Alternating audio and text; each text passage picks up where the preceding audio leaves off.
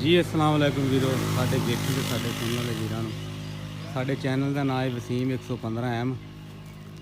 तो अज गल करते हैं बकरियां दे बारे कि बकरी रखने के किन्ने किन्ने फायदे ने ते किस तरह करके स्टार्ट किया जाता है। इत्थे साडे बजुर्ग ने रोज़ ही जिहड़ा ना बकरियां गर्मी की वजह नाल खिला लेंदे ने खिलार लेंदे ने कि जदों मौसम माड़ा ठंडा होंदा 4 बजे तकरीबन लैके निकल जाते हैं बकरियां बुकरी चर लेंदियां ने ते 10 बजे तकरीबन दिन दे बिठा लेंदे ने फिर जो 4 बजे फिर स्टार्ट कर लेंदे।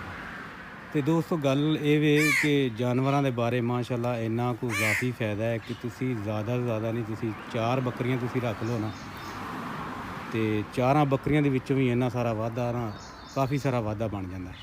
तुसी आप ही खुद सोचो कि जो 4 बकरियां सूनगियां एक एक पठोरा भी दिता खैरी सलामती तो 4 की बजाय 8 हो जांदियां। तो ज़ाहिरी गल है कोई जानवर ऐसा भी है माशाअल्लाह कि 2 भी दे दिंदा।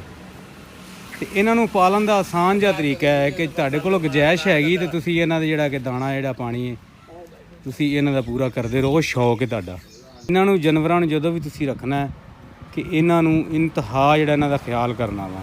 इन्हां दा दुख तकलीफ आ ये बेज़बान ने कि इन्हां दा देखना चाहिए वा। इन्हां दे रखण दे बहुत सारे फायदे ते बुजुर्ग सारे इत्थे पहुँचे हैं साडे वालद साहब ही ने माशाअल्लाह कि छड़े छाण वाला हिसाब दा इत्थे बैठते हैं। गर्मी जी घर काफ़ी दूर है तो ये माशाअल्लाह चाह बना रहे हैं बकरियां दे दुध दी चो के। तो माशाअल्लाह अज टेस्ट करांगे चाह दा भी। वेखो कि जिन्होंने कहते हैं कि छड़ियां दी चाह कितनी मज़े वाली गल है। अस्सलाम वालेकुम जी। ये चाचू जी तुसी ये दसो कि ये अपना नीरा दुध दी कि पानी भी पाया? दुध ही नीरा। अच्छा बाहर तो माशाल्लाह मौज लगी है। बड़ी मौज हैं? बड़ी मौज।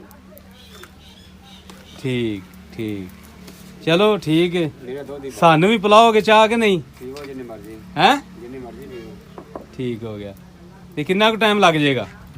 अद्धा घंटा लग ही जाना।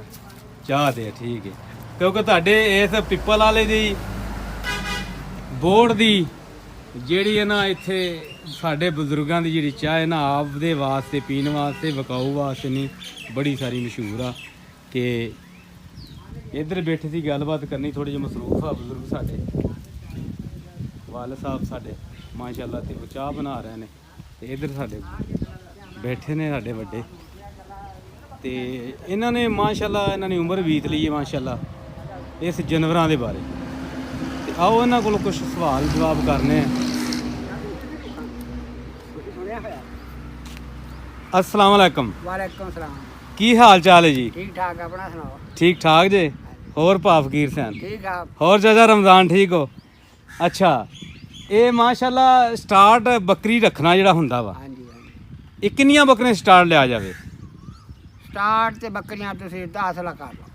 10 हाँ गुंजाइश जायज 10 दी 10 कर लो तो 10 ਜਿਹੜੀਆਂ ना जी जी ਇਹ ਸੰਭਾਲਣੀਆਂ ਪਹਿਲਾਂ ਸੌਖੀਆਂ अच्छा ਤੇ ਫਿਰ ਉਹ ਦੂਸਰਾ ਜਿਸਲੇ ਬੱਕਰਾ ਵਿੱਚ ਹੋਵੇਗਾ ਰੱਖਿਆ ਹੋਵੇਗਾ ਆਪਣਾ हाँ जी ਤੇ ਫਿਰ ਬੱਕਰੀਆਂ ਇੱਕ ਸੂਆ ਜੇ 10 ਬੱਕਰੀਆਂ ਸੂਈਆਂ ਨਾ ਤਾਂ 2 ਦਿੱਤੇ ਤਾਂ 20 ਬਣ ਗਈ।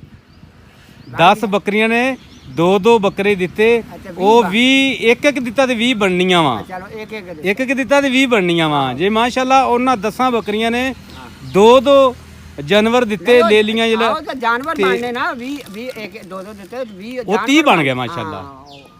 ਉਹ ਬਣ ਗਿਆ ਉਹਨਾਂ ਚੋਂ ਜੇ ਅੱਲਾ ਨਾ ਕਰੇ ਕੋਈ ਭੁਰ ਵੀ ਜਾਵੇ ਜੀ ਜੀ ਤੇ ਫਿਰ ਵੀ ਉਹ ਨਾ 1-2 ਅੱਲਾ ਨੂੰ ਪਿਆਰੇ ਹੋ ਜਾਣ ਬਾਕੀ ਦਾ ਸਹੀ ਸਲਾਮਤ ਆ ਨਾ ਸਹੀ।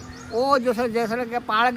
ਗਏ ਪੱਠਾ ਉਹਨਾਂ ਦੀਆਂ ਨਾਲ ਰਲਾ ਲਓ। ਠੀਕ ਹਾਂ ਬੱਕਰੇ ਜਿਹੜੇ ਆ ਉਹ ਆਪਣਾ ਕੁਰਬਾਨੀ ਦੇ ਵੇਚ ਲਓ। ਬੱਕਰੇ ਜਿਹੜੇ ਆ ਕਮ ਤੋਂ ਕਮ ਨਹੀਂ ਨਾ ਜੇ ਸਾਂਭੋਗੇ ਜੇ ਨਾ ਸਾਂਭੋਗੇ ਤਾਂ ਥੋੜੀ ਕੀਮਤ ਵੱਟੀ ਜਾਏਗੀ। ਜੇ ਸਾਂਭ ਜਾਓਗੇ ਫਿਰ ਉਹ ਕੀਮਤ ਜਿਹੜੀ ਆ ਉਹ ਲੱਖ ਦਾ ਬੱਕਰਾ ਤੇ ਆਮ ਵਿਕ ਜਾਂਦਾ। ਲੱਖ ਦਾ ਬੱਕਰਾ ਜਿਸਲੇ ਤੁਹਾਡੇ 10 ਬੱਕਰੇ ਜਾਂ 20 ਬੱਕਰੇ ਵਿਕ ਗਏ ਜੀ ਜੀ ਤੇ ਤੁਹਾਨੂੰ ਪੇਮੈਂਟ ਆ ਗਈ ਜੇ ਤੁਸੀਂ ਸਹੀ 10 ਬੱਕਰੇ ਜਿਸਲੇ ਪਾਲੇ ਹਾਂਜੀ ਤੇ ਉਹ ਪੇਮੈਂਟ ਮਿਲ ਗਈ ਤਾਂ ਤੁਸੀਂ ਤੁਹਾਡੀ ਘਰ ਦੀ ਜਿਹੜੀ ਆ ਨਾ ਗੁਰਬਤ ਜਿਹੜੀ ਆ ਨਾ ਜੀ ਜੀ ਉਹ ਸਾਲ ਦੀ ਜਿਹੜੀ ਆ ਨਾ ਖਤਮ ਹੋ ਗਈ। ਫਿਰ ਉਹ ਪੈਸਾ ਜਿਹੜਾ ਹੌਲੀ ਹੌਲੀ ਤੁਸੀਂ ਵਰਤੀ ਵੀ ਜਾਓਗੇ ਆਪਣਾ ਸਰਕਟ ਵੀ ਚਲਾਈ ਜਾਓਗੇ ਧੀਆਂ ਪੁੱਤਰ ਵੀ ਵਿਆਹ ਲਓਗੇ ਮਾਲ ਡੰਗਰ ਵੀ ਬਣ ਜਾਏਗਾ। ਤੁਹਾਡਾ ਮਾਲ ਨੂੰ ਤੁਸੀਂ ਸੰਭਾਲ ਲੈਣਾ ਜ਼ਰੂਰ ਆ।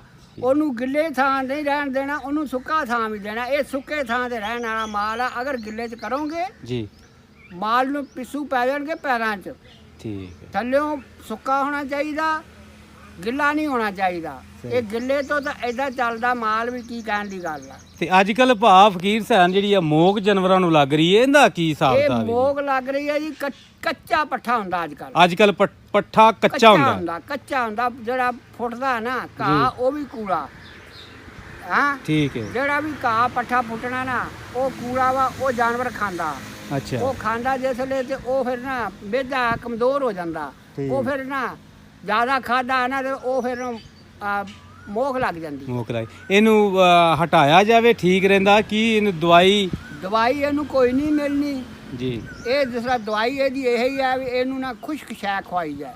ਅਗਰ ਮੱਕੀ ਮਿਲ ਜਾਏ ਨਾ, ਮੱਕੀ ਜੀ, ਤਜਰਬਾ ਕਰ ਲਿਓ। ਸਹੀ। ਸਾਡਾ ਤਾਂ ਤਜਰਬਾ ਵਾ ਹਾਂਜੀ ਕਈਆਂ ਸਾਲਾਂ ਦਾ, ਇਹ ਨਹੀਂ ਵੀ ਅੱਜ ਦਾ। ਠੀਕ। ਮੱਕੀ ਜਿਹੜੀ ਆ ਨਾ, ਮੱਕੀ ਆ ਪਾਓ ਤੇ ਜਿਹੜੀ ਆ ਨਾ ਵਾਹ ਬੋਖ ਜਿਹਨੂੰ ਕਹਿੰਦੇ ਜੀ, ਜੀ ਜੀ ਉਹ ਖੁਸ਼ਕ ਹੋ ਜਾਏਗੀ, ਉਹ ਸਖਤ ਹੋ ਜਾਏਗੀ, ਉਹ ਘਟ ਜਾਏਗੀ, ਉਹ ਨਹੀਂ ਆਏਗੀ। ਠੀਕ ਤੇ ਜਾਂ ਇਹ ਆ ਵੀ ਆਪਣਾ ਜਾਮਨ ਆ, ਜੀ ਉਹ ਜੀ। ਜਾਂ ਚਰਾ ਲਿਆ ਕੇ ਉਹ ਪਾਓ, ਕੱਟ ਕੇ ਲਿਆ ਕੇ। ਅੱਛਾ ਉਹ ਜਿਸ ਵੇਲੇ ਖਾਏਗਾ ਚਰਾ, ਉਹਦੇ ਨਾਲ ਵੀ ਮੋਹ ਖੁਸ਼ਕ ਹੋ ਜਾਏਗੀ।